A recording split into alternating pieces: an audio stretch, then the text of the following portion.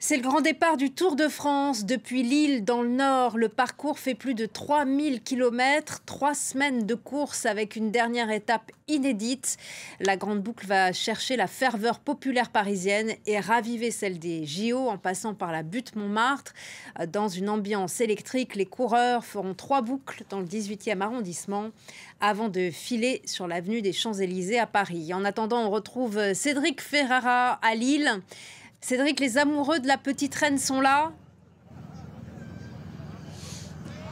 Tous les amoureux de la petite reine sont là, effectivement. Il y a des milliers de spectateurs venus se masser le long du parcours que vous apercevez derrière moi, les supporters qui sont prêts à accueillir les cyclistes, à les acclamer effectivement pour cette toute première étape. Des supporters venus du nord de la France, car vous savez sans doute que cette région particulièrement est amoureuse de cyclisme, avec notamment l'une des courses les plus célèbres, le Paris-Roubaix. Même si cette année, le Tour de France ne passera pas par ces pavés mythiques, mais il y a des supporters venus de Belgique, la frontière n'est pas très loin, des Pays-Bas également, ces deux pays qui contiennent beaucoup de supporters fans de vélo qu'on retrouvera sûrement dans les Alpes, dans les étapes qui vont suivre.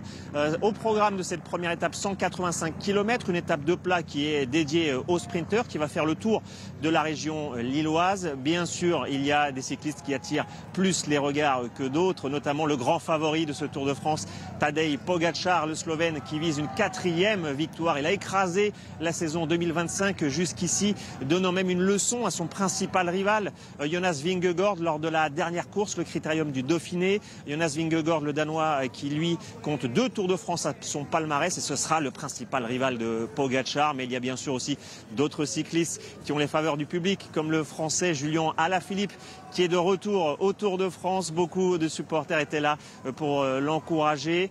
Ce Tour de France, on le rappelle, c'est la 112e édition, la course la plus prestigieuse au monde. 21 étapes au programme, 3000 km à parcourir, avec la grande arrivée prévue le 27 juillet prochain à Paris. Mais d'ici là, il va se passer beaucoup de choses, avec notamment les traditionnelles étapes de montagne qu'on attend tous, dans les Pyrénées d'abord, et puis ensuite dans les Alpes, juste avant l'arrivée à Paris. Et là, le départ est imminent. Est-ce que toutes les équipes sont déjà en place et est-ce que la caravane qui suit le Tour également?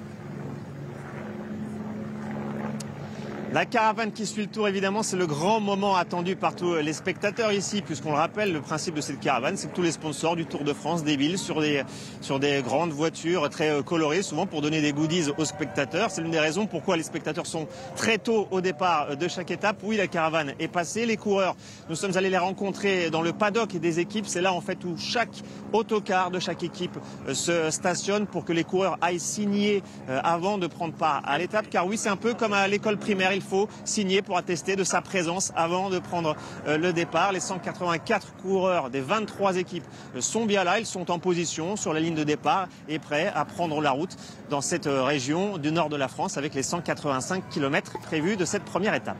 D'un mot pour terminer, Cédric, si la canicule revient, les coureurs vont souffrir? Les coureurs vont souffrir, effectivement, on l'a vu lors des précédentes courses, et on l'a vu d'ailleurs lors de la semaine dernière, tout simplement pour nous tous. La chaleur est un élément clé dans le vélo.